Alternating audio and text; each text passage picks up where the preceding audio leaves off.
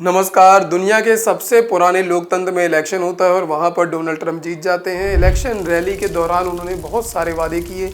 उन्होंने कहा जब वो चुन कर आएंगे तो वो तुरंत युद्ध खत्म कर देंगे 24 घंटे के अंदर, और जीतने के बाद उन्होंने आज फिर यही कहा कि I am going to stop the war.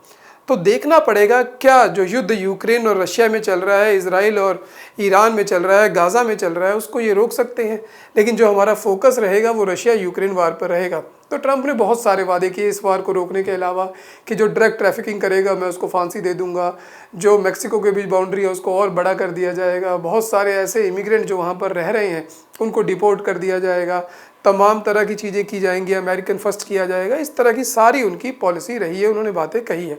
तो देखना है क्या उनकी बातों में दम है, और अगर उनके कहने से रशिया क्यों मानेगा कि वो युद्ध को रोक दे। तो उसके लिए पहले देखते हैं कि रशिया ने क्या कहा उनके जीतने के बाद। रशिया ने कहा कि वो ट्रंप के जीतने के बाद देखेंगे क्या उनके रिश्ते जो है उसको रीसेट किया जा सकता है। तो रशिया का भी कहना है कि वो ट्रंप के जीतने के बाद अमेरिका के साथ अपने रिश्तों को रीसेट दे सकता है, समझौता करने की ओर अग्रसर हो सकता है।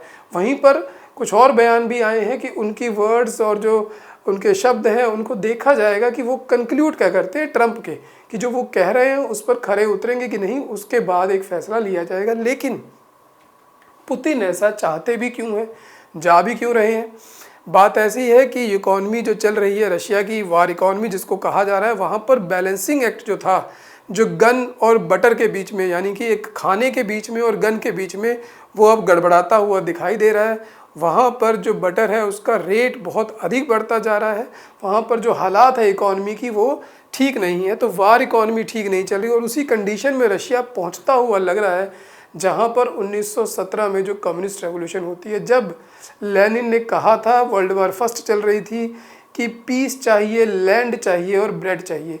तो लैंड वाला कारण तब का तत्कालीन था, अब लैंड वाला कारण नहीं है, लेकिन पीस लोगों को चाहिए। वहाँ पर वार लंबी खिंचती जा रही है, और ब्रेड यानी कि खाने की चीज़ें, ब्रेड और बटर महंगा हो रहा है।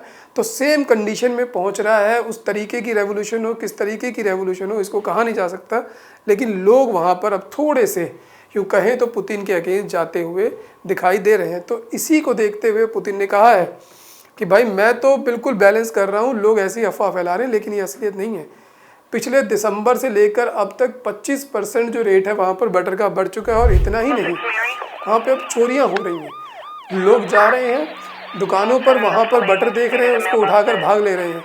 तो इसलिए एंटी थेफ्ट मेजर्स किए जा रहे हैं। सभी तरह के जो फूड प्राइसेस हैं वो महंगे हो रहे हैं, सब्जियां महंगी हो गई हैं, फल महंगे हो गए हैं, आलू महंगा हो रहा है, कैबेज महंगी हो रही है।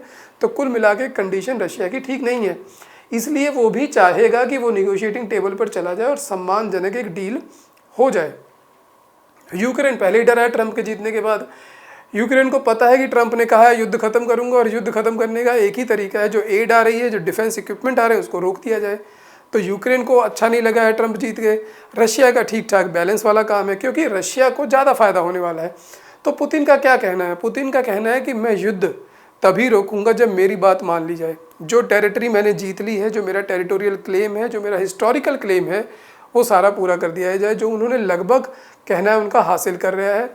डोनेस्क वाला रीजन, लोहांस्क वाला रीजन, क्राइमिया आइलैंड, उन्होंने इस पर सब पर कब्जा कर लिया। वो चाहते हैं कि इसको मुझे छोड़ दिया जाए, इस पर मेरा अधिकार हो जाए, बस मुझे और कुछ नहीं चाहिए। दूसरा उनकी कंडीशन है सिक्योरिटी गारंटी, कि मुझे इस बात की गारंटी दे दी जाए कोई वेस्टर्न पावर आकर मुझ पर हमला नहीं करेगी। इसका मतलब यूक्रेन को नाटो से दूर रखा जाए, ईस्टर्न यूरोप से जो नाटो का इन्फ्लुएंस है उससे पीछे हटा जाए।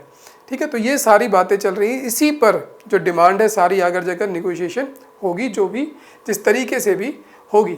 वहीं पर ट्रंप ने बहुत कुछ कहा है। ट्रंप ने जो मेन दो चीज़ें कही हैं, एक तो युद्ध वाली है, उसको देखेंगे। एक उन्होंने कहा कि मैं जब आऊँगा तो मैं नाटो से विड्रॉ कर जाऊँगा। नाटो अमेरिका ने ही बनाई कोल्ड वॉर के दौर में, नाटो से अमेरिका विड्रॉ कर जाएगा। अगर ऐसा करता है तो एक जियोपॉलिटिक्स में बहुत बड़ी चीज़ हो जाएगी। इसका मतलब शीत युद्ध की सारी कड़वाहट जो रशिया के साथ जो अमेरिका की है उसको भुलाकर कोई और दोस्ती की जाएगी। वो दोस्ती किसके लिए है? वो क्या चीन के लिए होगी, या भारत के लिए होगी, या चीन और भारत दोनों के लिए होगी, या वो ग्लोबल नॉर्थ और ग्लोबल साउथ का खेल होने वाला है, जिसको हम किसी और लेक्चर में डिटेल से वीडियो में समझेंगे, ग्लोबल नॉर्थ और ग्लोबल साउथ के खेल को। तो ऐसा भी एक खेल खेला जा सकता है, तभी नाटो से ये बाहर जाने की बात करेंगे। खैर ऐसा पॉसिबल नहीं है। ट्रंप कह बहुत कुछ देते हैं, अब देखना पड़ेगा जब उनके पास सत्ता आती है कैसे करते हैं। और दूसरी बात उन्होंने कही 24 घंटे में युद्ध खत्म कर दूंगा। तो 24 घंटे में युद्ध करने के लिए उनके पास प्लानिंग क्या है उसको देख लेते हैं। 3 तरीके के उनके आइडियाज़ हैं जो मोटे मोटे निकल कर आ रहे हैं, जो उनके साथ के पुराने सलाहकार रहे हैं उनका है, जो CIA वगैरह में रहे हैं उनका कहना है कि 3 तरीके हैं। एक तो जो रशिया कह रहा है उसकी बात को मान लिया जाए, उसको मानने के लिए भी उसमें ट्रंप की शर्तें उसको देखते हैं। दूसरा उनका कहना है कि ट्रंप ऐसा कर सकते हैं कि जिस इकॉनमी के दम पर, जिस तेल को और गैस को बेचकर इल्लीगल तरीके से रशिया पैसा कमा रहा है उसको ख़त्म कर दिया जाए। कैसे? अमेरिका जो अपना तेल है और गैस है उसको बिल्कुल सस्ता कर दे, उसको इस तरीके से सस्ता कर दे कि 1 नंबर में सस्ता तेल और गैस मिले और 2 नंबर में जो मिल रहा है वो महंगा हो जाए, तो रशिया की इकॉनमी कोलैप्स हो जाएगी और फिर पुतिन को निगोशिएटिंग टेबल पर ले जाया जा सकता है, बैठाया जा सकता है। उनका कहना है कि ट्रंप ऐसा कर सकते हैं। उन्होंने वो कर दिखाया जो किसी ने नहीं किया, अब्राहम अकॉर्ड कराया जिसमें उन्होंने इजराइल के साथ UAE, सूडान, मोरक्को और बहरीन जैसे देशों के साथ समझौता कराया, अरब इसराइल में समझौता कराया अब्राहम अकॉर्ड के जरिए। तो उनका कहना है कि इस तरीके से पुतिन को निगोशिएटिंग टेबल पर लाया जा सकता है। तो अगर अरब और इसराइल को ला सकते हैं तो यूक्रेन और रशिया को भी ला सकते हैं। दूसरी बात उन्होंने कहा ऐसा भी हो सकता है कि यूक्रेन को समझा दिया जाए कि भाई तुम एक बार ये मान जाओ कि तुमने टेरिटरी दे दी है, लेकिन तुम इंटरनेशनल फोरम में कभी ये ना मानना कि तुमने टेरिटरी दे दी है। टेरिटोरियल क्लेम को अपने बनाए रखना, मांगते रहना, अपनी तुम नाटो की डिमांड मांगते रहना, हम डिले करते रहेंगे कि नाटो में तुम्हें नहीं लेंगे और तब तक वेट करते रहेंगे जब तक व्लादिमीर पुतिन जीवित हैं। जब वो स्टेज से निकल जाएंगे, जब वो उस स्टेज को छोड़ के चले जाएंगे, Putin will leave the stage, फिर हम बात करेंगे, फिर नए तरीके से समझौता होगा। और जो मेन समझौता जो हमने बात की कि सीड कर दी जाए टेरिटरी, उस पर ट्रंप का कहना है कि उस समझौते पर मैं जाऊंगा तो सही, लेकिन वहाँ पर मेरे कुछ ट्विस्ट हैं, मेरे कुछ प्लान हैं, मेरे कुछ आइडिया हैं। पहली बात तो देख लेते हैं मैप में कि वो उनका जो मानना है वो क्या है। तो रशिया का कहना है कि जो ये लुहांस्क वाला रीजन है, डोनेस्क वाला रीजन है, ये सारा रीजन नीचे तक क्राइमिया तक ये मुझे दे दिया जाए, ये मेरा हो जाए, इस बात को मान लिया जाए। तो ट्रंप का कहना है कि मैं ये बात मान लूंगा, लेकिन यहाँ पर एक ऐसी जोन बनाई जाएगी जहाँ पर किसी की मिलिट्री नहीं होगी, डीमिलिटराइज्ड जोन, यहाँ पर किसी की मिलिट्री नहीं होगी। और ट्रंप ने कहा कि इसको बनाने के बाद एक और चीज़ मैं कहूँगा कि इसकी जो पीस कीपिंग होगी वो मैं नहीं करूँगा, ना अमेरिका करेगा, ना अमेरिका को कोई आदमी करेगा, ना अमेरिका का पैसा जाएगा, ना ही नाटो को करने दूंगा, ना ही UN की कोई पीस कीपिंग मिशन जाएगी। जो भी करेगा वो यूरोपियन खुद करे, मैं केवल समझौता कराऊंगा। तो ट्रंप का बहुत क्लियर सा एक विचार नज़र आता है कि पुतिन के साथ किसी न किसी तरीके से समझौता करना है। और जो अभी कड़वाहट चल रही है, जियोपॉलिटिकल जो ऑर्डर चल रहा है, उसमें शायद ऐसा लगता है कि जो बड़ा टारगेट है वो चीन बनने वाला है। चीन की तरफ जाने के लिए रशिया और USA में कोई ना कोई समझौते की तरफ कदम बढ़ाया जा सकता है।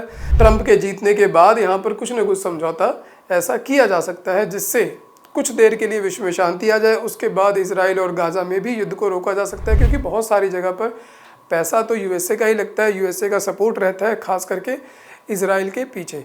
तो अब देखना होगा कि जो ट्रंप की 2.0 टर्म आई है, जो जीत कर आए हैं, वो वहाँ पर अब वो क्या करते हैं, किस तरीके से जो पूरा विश्व है उसको लेकर आगे बढ़ते हैं। क्या USA के पास इतनी पावर है भी कि वो लेकर बढ़ सके, इस बात को भी देखना होगा। तो मिलेंगे फिर किसी ऐसे ही वीडियो में, तब तक के लिए धन्यवाद दोस्तों। कमेंट और लाइक ज़रूर करें, अपने विचार ज़रूर रखें। धन्यवाद।